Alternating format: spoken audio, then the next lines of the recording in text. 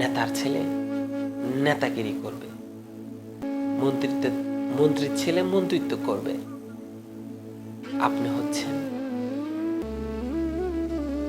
Just ব্যবহার, আপনি হচ্ছেন ক্ষমতা ফালা বদলের ব্যবহার। কেউ আপনাকে সঙ্গ দিবে, কেউ আপনাকে উৎসাহ দিবে, কেউ আপনাকে তার অনেক আপন মনে করবে। দিন শেষে আপনাকে সে ব্যবহার করছে।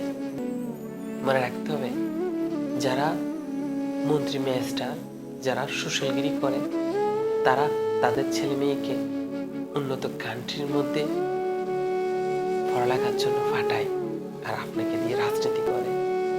আবার নির্দিষ্ট একটি সময় সে অবসর নেবে, সে ওই নেতার ছেলে মন্ত্রীর ছেলে এসে আবার রাজনীতি করবে, সে আপনার ছেলেকে নিয়ে বুক বিলাসিতা করবে। এটাই একটা চলমান প্রক্রিয়া।